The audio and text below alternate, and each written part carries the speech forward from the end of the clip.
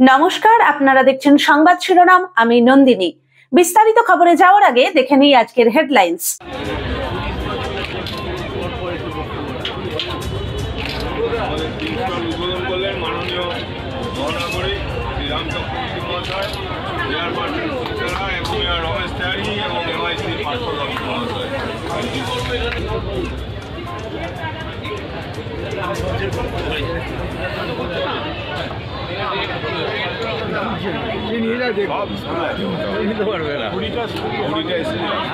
একসাথে চলছি, বইমেলা দিয়েছে ডাক, তোমাকেই ধরছি আঁকড়েই পড়ছি, এইভাবে বইমেলা থাক।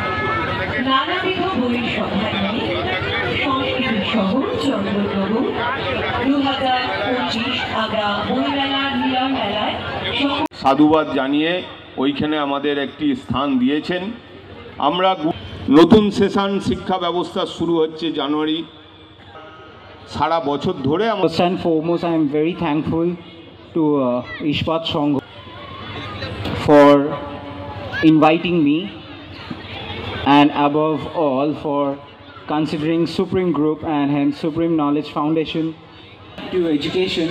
So hoyto eta khubi, especially children of this particular era, is very important.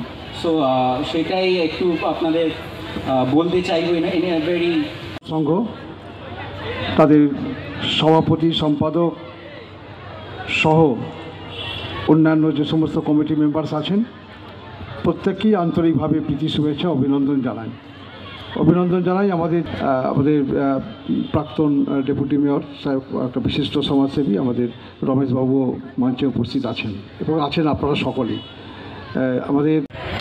আপনাদের মতো দর্শক যারা, আপনাদের মতো শ্রোতা যারা এই বইমেলাকে ভালোবেসে এসেছেন, এই শীতের সন্ধ্যায় বসে আছেন, তাদের সামনে বইমেলার উপর কিছু বক্তব্য রাখার যোগ্যতা আমার নেই। আমি একজন সামান্য অভিনেতা। আপনাদের সঙ্গে খানিকটা সময় ভাগ করতে পেরে আমি নিজেকে ধন্য মনে করছি। আমি চন্দননগর থেকে আজ ফিরে যাব এক বুক আশা বহন করে। কেন জানেন? চারপাশে খুব হাহাকার শুনতে পাই।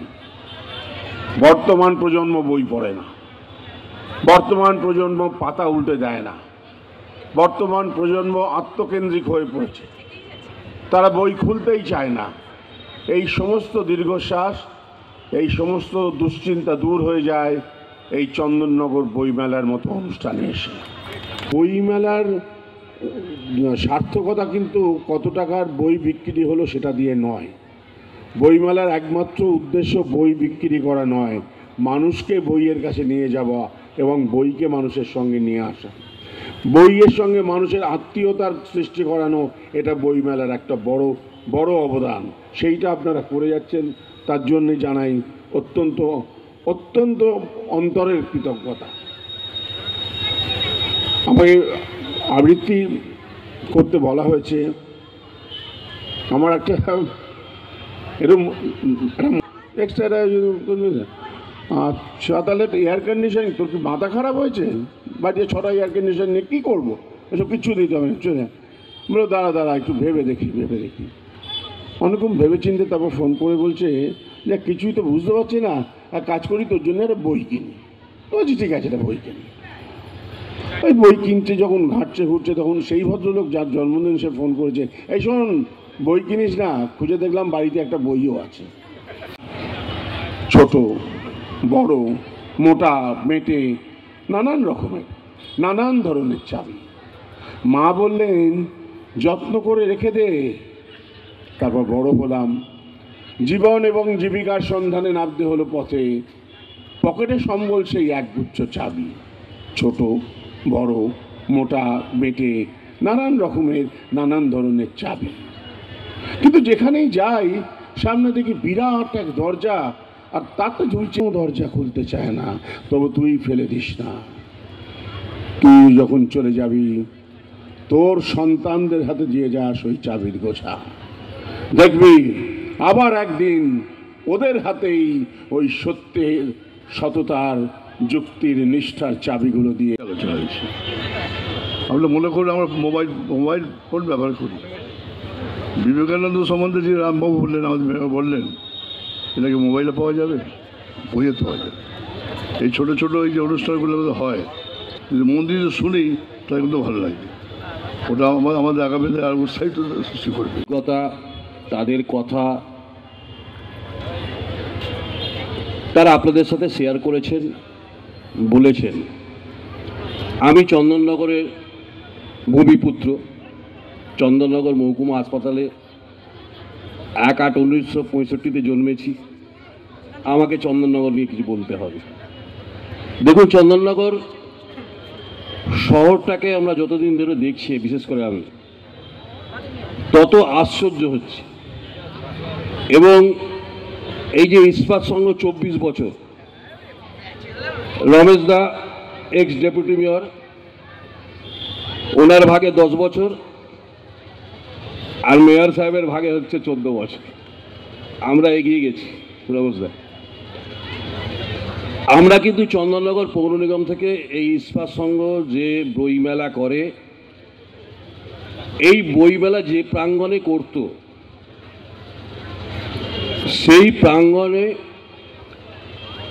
বিভিন্ন রকম সমস্যার পরিপ্রেক্ষিতে বারে বারে স্থানান্তরিত হয়েছে। একসময় কলেজের গ্রাউন্ডে হতো, পরবর্তীকালে কলেজের ইনফ্রাস্ট্রাকচার হওয়ার জন্য সেখান থেকে সরতে হয়। তারপর সেটা বোধহয় মেরি মাঠে যায়। মেরি মাঠ থেকে 1-2 বছর বোধহয় ওইদিকেই সমাধান হলো। ইস্পাত সংঘ তার গ্রন্থমেলা, বইমেলা করত। এই বইমেলা করতে করতে আমাদের 36তম, 35তম এবং 38তম সরকারি গ্রন্থমেলাও চন্দননগরে চলে এলো। এবং নির্দিষ্ট সময়ে এই বইমেলাটা অনুষ্ঠিত করে ইস্পাত সংঘ। সেটা হচ্ছে ডিসেম্বরের লাস্ট উইক থেকে বোধহয় জানুয়ারির 2রা জানুয়ারি অবধি, এই 9 দিন। রমেশ দা সুযোগ পেলে আমাদের অনেক বলেছেন, আমরাও অনেক বলেছি, কিন্তু কার্যক্ষেত্রে আমরা এক হয়ে কাজ করেছি চন্দননগরের স্বার্থে। কেন? চন্দননগর হচ্ছে আমাদের চোখের মণি। চোখের মণিতে যারা আমরা একটাও বালি পড়তে না দিই, এইটা কিন্তু সকলকে নজর রাখতে হবে। যেরকম আমাদের দায়িত্ব যারা দিয়েছেন, আমাদের যেরকম দায়িত্ব আছে, এবং যারা দায়িত্ব পাননি তাদেরও দায়িত্ব আছে। এই দায়িত্ব পালনের মধ্যে দিয়ে আমরা চন্দননগরকে এগিয়ে নিয়ে যাব।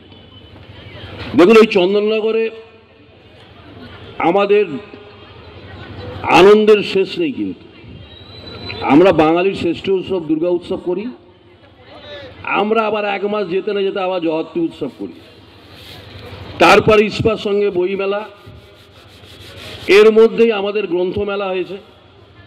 গ্রন্থমেলা শেষ হতে না হতে আমাদের এখানে শিশু কিশোর উৎসব হয়েছে। এটা শেষ হতে না হতে আমাদের নাট্যমেলা। সুনীল চৌধুরী লেখা কবিতা আমি সেরকম এখানে পরিবেশন করেছি। 2 হচ্ছে আমি ব্যক্তিগতভাবে ঈশ্বর চক্রবর্তী, আমি একটু আশাবাদী মানুষ। এখন কিচ্ছু নেই, কোনো আশা ভরসা নেই, এটা আমি বিশ্বাস করি না। আমি বিশ্বাস করি মানুষ এখনও যথেষ্ট আশাবাদী হওয়া উচিত। এখনও অনেক ভালো কাজ পৃথিবীতে হচ্ছে। এই যে বইমেলায় তো, এই যে বইমেলাটা এসে প্রথম অ্যাসেসমেন্টটা আমার হয় যে আমি কত কম পড়েছি, তার সেই দোষটা তার দায়টা তো আমার মধ্যে। তো আমি তো অন্য কাউকে জ্ঞান দিয়ে সেটাকে রেক্টিফাই করতে পারবো না। তো আমাদের নিজেদের উন্নত হতে হবে, উন্নত করতে হবে, আমাদের সমাজ চেতনা বাড়াতে হবে। আমরা একা যে ভালো থাকা সম্ভব নয়, অনেকে মিলে তবেই ভালো থাকা সম্ভব। সেই বোধটা আমাদের মধ্যে করতে হবে। এবং আমি আশাবাদী যে পরবর্তী প্রজন্ম যথেষ্ট ওরা উদ্যোগী, বুদ্ধিমান এবং ওরা একদম আত্মকেন্দ্রিক বলে আমি মনে করি। যে অঙ্ক অনেকটা পিছিয়ে যাচ্ছে, মানুষ সরে যাচ্ছে সমাজ থেকে। দেখো, রাজনীতিকে দোষ দেওয়া, রাজনীতি পৃথিবীর সৃষ্টির সময় থেকে ছিল, এখনও আছে, পরেও থাকবে। রাজনীতিকে তুমি কীভাবে গ্রহণ করবে তার উপর নির্ভর করছে। তুমি যদি রাজনীতির একজন অংশ হয়ে পড়ো, তাহলে আরেকজন তোমাকেও তার মানে কি তুমি খারাপ হয়ে গেলে? তা তো না। কিছু মানুষকে তো রাজনীতি করতেও হবে, নাহলে তো ওই সংগঠন চলবে না। রাজ্য তো একটা সংগঠন, রাজনীতি যারাই করছে তারাই খারাপ এরকম নয়। মতপার্থক্য থাকে, অনেক সময় তাদের কাজকর্ম তাদের কথা অনুযায়ী হয় না, সেটা অনেক ক্ষেত্রে হয়। তাতে আমাদের অত আশাভঙ্গ হওয়ার কথা না। পৃথিবীময় রাজনীতির খেলা চলছে, এটা চলতে থাকে। তোমাকে রাজনীতির সঙ্গে মানে মানিয়ে নিয়ে চলতে। বর্তমানে যা চলছে সেটা হওয়া উচিত। হ্যাঁ, আমি বলছি বর্তমান বলে না, বর্তমান ভবিষ্যতেও যা হবে তার কিছু হওয়া উচিত, কিছু হওয়া উচিত। কোনোটাই একদম ব্ল্যাক অ্যান্ড হোয়াইটের ব্যাপার। 24 বছর, আগামী বছর 25 বছর, কি বলবেন বইমেলা? 25 বছর আমাদের হচ্ছে চন্দননগর বইমেলা মানে স্বপ্নের বইমেলা হবে। এখন থেকেই আমরা ভাবনা শুরু করেছি। 25 বছরের থিম আমরা ভাবতে শুরু করেছি। 25 বছরের শ্রদ্ধার্ঘ্যও আমরা এখন থেকেই প্রস্তুতি নিতে শুরু করেছি, তার কাজও শুরু হয়েছে।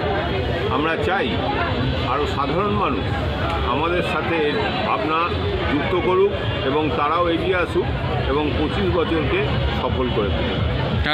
গ্রন্থমেলা শেষ না হতে হতেই 24 বছরের মেলা কতটা আশাবাদী? 24 বছরের মেলা, গ্রন্থমেলা তো সরকারিভাবে ওনারা করেছেন এবং আলাপ আলোচনার মধ্য দিয়েই এটা আমরা সিদ্ধান্ত করি যে আমাদের মেলাটা একটু পিছিয়ে নিয়ে যাব এবং সেটা মেয়র, ডেপুটি মেয়র প্রত্যেকেই সেটা আমাদের কাছে একটা আবেদন রেখেছিলেন। আমরা সেই অনুযায়ী আমরা একটু পিছিয়ে নিয়ে এসে গ্রন্থমেলাও হয়েছে এবং বইমেলাও হচ্ছে এবং এই দুটো মেলাতেই পৌর নিগমের বিশেষ করে সহযোগিতা আছেই এবং আমাদের মেলাতে প্রচণ্ডভাবে পৌর নিগম সহযোগিতা করছে। আমরা খুবই আশাবাদী চন্দননগর বইমেলায়, গ্রন্থমেলায় যেমন মানুষজন গেছেন, চন্দননগর বইমেলাতেও আসবেন এবং আমাদের আপিল আছে যে অন্তত একটা বই কিনুন এবং আমরা যেটা করেছি প্রত্যেকটি স্কুলে আমরা 1 লক্ষ ছাত্রছাত্রীকে আমরা ব্যাচ পৌঁছে দিয়েছি, যেটা ফ্রি কুপন। তারা প্রতিদিন মেলায় আসুক এবং অন্তত একটা বই কিনুন। কত স্টল হয়েছে আমাদের এখানে? স্টল হয়েছে 78 থেকে 80টার মতো। আচ্ছা, ফুড স্টল আছে কিছু? ফুড স্টল খাবার একটা আমাদের আছে। আচ্ছা, ফুড স্টলও করেছে। আমরা প্রতি বছরই এটা আমাদের নিয়ম অনুযায়ী একটাই আমাদের ফুড স্টল করা হয়, তার সাথে আপনার পপকর্ন থাকে একটা এবং ফুচকা থাকে একটা। আপনার নাম? আমার নাম সুশান্ত সিংহ, চন্দননগর ইস্পাত সংঘ এবং চন্দননগর বইমেলা কমিটির সভাপতি।